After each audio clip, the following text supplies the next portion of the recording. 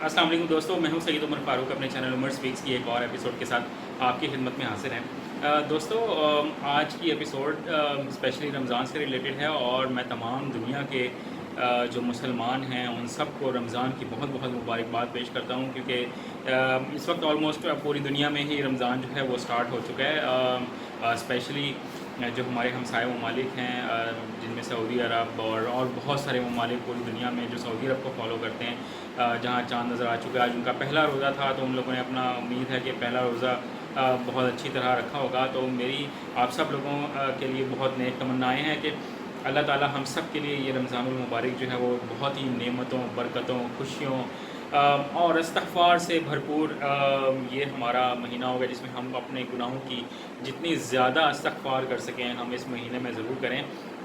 तो आज मैं कुछ ज़रा डिफरेंट सी आप लोगों के साथ बात करूँगा, क्योंकि जो रमज़ानुल मुबारक हैं जो हम अपनी पूरी ज़िंदगी में अब तक गुज़ारते आए हैं, और अल्लाह ताला ने हमें एक और मौका दिया है कि हम इस रमज़ान को अवेल कर सकें और इसमें अपनी बख्शिश का सबब पैदा कर सकें। तो मैं अगर ज़रा माज़ी के झरोकों में एक नज़र डालूँ, तो रमज़ान जो है वो हमेशा मुझे क्या स्पेशली तमाम मुसलमानों को ही बहुत ज़्यादा पसंद आता है, क्योंकि हम लोगों की रूटीन लाइफ से बहुत हट कर ये एक महीना होता है और अल्लाह ताला से करीब होने का हमें बहुत ज़्यादा एक चांस मिलता है। तो ये जो रमज़ान इस साल आया है वो हम लोगों के लिए थोड़ा सा मुख्तलिफ है।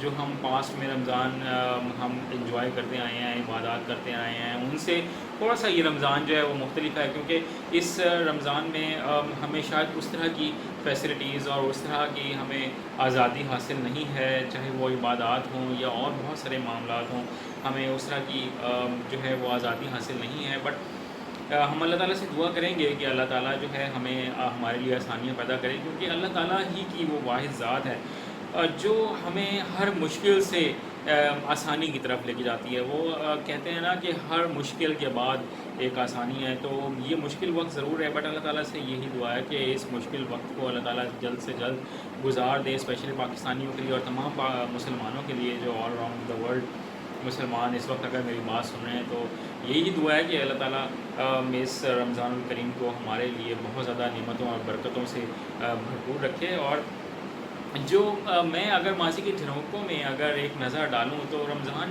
स्पेशल हमारे लिए किस लिए होता था, क्योंकि हम बचपन से ही रमज़ानुल करीम में बहुत ज़्यादा क्रिकेट खेलते आए।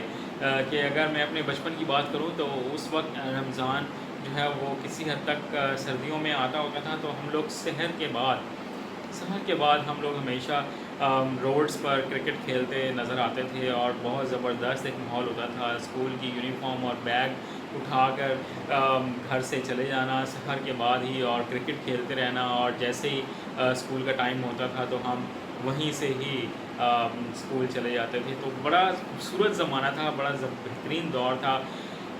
मेरी ये दुआ है कि अल्लाह ताला मेरे और आपके बच्चों को भी ये दौर दोबारा देखना अल्लाह ताला नसीब फरमाए, क्योंकि मैंने अपनी लाइफ में रमज़ान को बहुत ज़्यादा एंजॉय किया है और इबादत भी की हैं, और स्पेशली इसको हमने एंजॉय बहुत ज़्यादा किया है।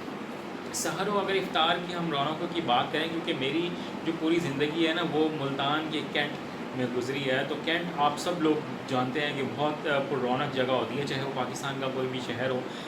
तो सहर व इफ्तार की और स्पेशली पूरा दिन ही इतना ज़बरदस्त रौनक, पिछले साल तक की भी अगर मैं बात करूं तो कैंट में इतनी रौनक हुआ करती थी। आई होप कि इस साल तो शायद नहीं उस तरह की रौनक होगी, बट नेक्स्ट ईयर हम दोबारा उस तरह की रौनकें जो हैं वो इंशाल्लाह ज़रूर देख पाएंगे। जनाब, चेयर्स लगी हुई हैं और लोग बैठे हुए हैं और सहर का इंतज़ार कर रहे हैं, और लोग चाहे सर्दी थी चाहे गर्मी थी, लोग सहर का इंतज़ार करते थे, वहीं से सहर करते थे और अपने अपने कामों पर या अपने अपने घरों को रवाना हो जाते थे नमाज़ पढ़ने के बाद। तो मैं यही दुआ करूँगा कि अल्लाह ताला वही सहर की रौनकें जो हैं वो हमें वापस लौटा दे, क्योंकि हम बहुत गुनाहगार लोग हैं। हम लोग उतनी सख्त नहीं रखते हैं कि हम इतनी पाबंदियाँ और इतनी मुश्किलात बर्दाश्त कर सकें, और अल्लाह ताला अपने बंदों पे उतनी मुश्किलात और परेशानियाँ नहीं डालता है जितनी वो बर्दाश्त न कर सकें। तो हम सबकी यही दुआ होनी चाहिए कि या अल्लाह, हम तो इतनी ज़्यादा मुश्किलात और परेशानियाँ जो हैं वो बर्दाश्त नहीं कर सकते हैं, तो आप हम पर वो बोझ ना डालें जो हम उठाने के काबिल ना हों। तो आई होप कि आप सब लोग ये दुआ ज़रूर करेंगे।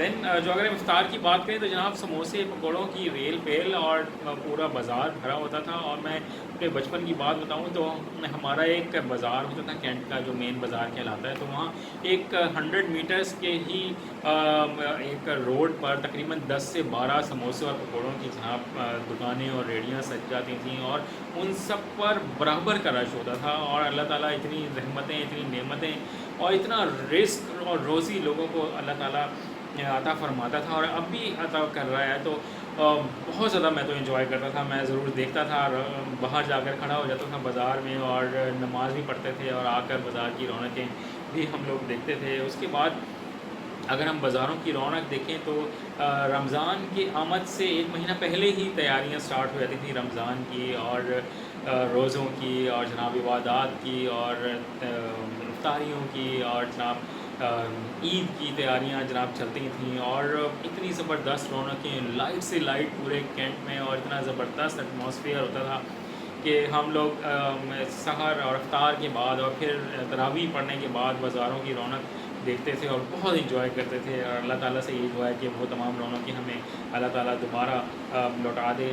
اور اس کے علاوہ سحر اور افطار میں جو پارٹیاں ہوتی تھیں, اس سال شاید وہ اس طرح کی افطار اور سحر پارٹیاں نہ ہو سکیں, بٹ امید یہی ہے کہ اللہ تعالیٰ ہمیں یہ دوبارہ افطار اور سحر کی رونقیں جو ہیں وہ واپس لوٹائیں.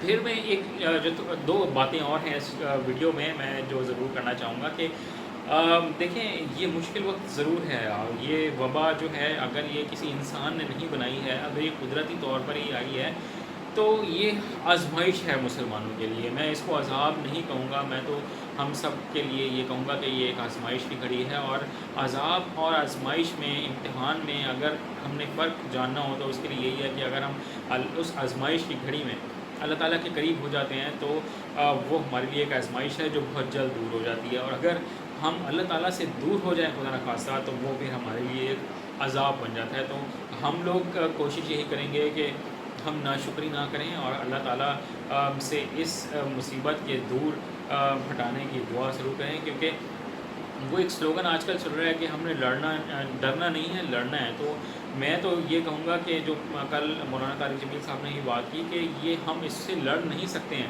ہم تو اس سے صرف اور صرف اللہ تعالیٰ سے معافی مانگ کر ہی بچ سکتے ہیں. تو یہ بہترین موقع ہے کہ ہم لوگ استغفار زیادہ سے زیادہ کریں. اور میں ہر جمعے کی نماز میں صلاۃ التوبہ بھی پڑھ رہا ہوں, تو آپ لوگوں سے بھی ریکویسٹ ہے کہ جتنی زیادہ ہو سکے اس ٹائم میں صلاۃ التوبہ پڑھیں, صلاۃ التسبیح پڑھیں, کیونکہ رمضان کا مہینہ ہے اور 4 جمعۃ المبارک ہمارے پاس ہوں گے. اور جمعہ کے علاوہ بھی ہمیں یہ تمام کام اس رمضان المبارک میں کرتے رہنا چاہیے, کیونکہ ایک اس وبا سے اگر کوئی انسان بچ سکتا ہے نا تو وہ صرف وہی لوگ ہیں جو اللہ تعالیٰ سے اپنے گناہوں کی معافی مانگیں گے.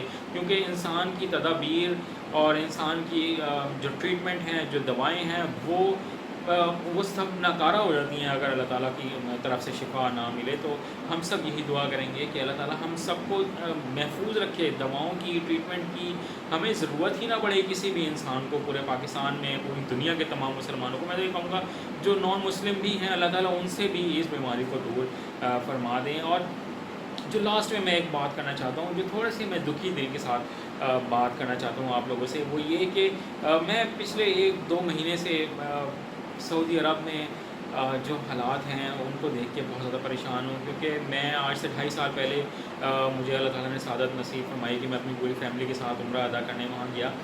تو جو رونقیں میں نے, اور جو برکتیں اور جو رحمتیں میں نے وہاں اللہ تعالیٰ کے پیارے شہر مکہ مکرمہ اور ہمارے نبی پاک صلی اللہ علیہ وسلم کے خوبصورت شہر مدینہ میں نے دیکھی, وہ مجھے میرے اس درد کو صرف شاید وہ لوگ انڈرسٹینڈ کر سکتے ہیں جو وہاں پر سے ہو کے آئے ہیں, جو وہاں کی رونقیں اور وہاں کی نعمتیں برکتیں سمیٹ کے اپنے ساتھ آئے ہیں. تو ہم سب کی یہی دعا ہے کہ اللہ تعالیٰ ہمارے سے پہلے اپنے ان تمام گھروں کی اور اپنے ان شہروں کی رونقیں اللہ تعالیٰ دوبارہ آباد کر دے. کیونکہ میں آج یہ بھی دیکھ کے بہت خوشی ہوں کہ خانہ کعبہ کے گرد جو تکون ایک انہوں نے ہرڈلز بنا دی تھیں, جو ایک دیوار سی بنائی تھی, وہ ہٹ گئی ہے. اور فجر کی نماز بھی وہاں ہوئی ہے پراپر طریقے سے, چاہے کم نمازی تھے, نماز تراویح بھی کل وہاں ہوئی ہے, چاہے کم نمازی تھے, بٹ بہت دل کو سکون بھی ایک طرح سے ملا کہ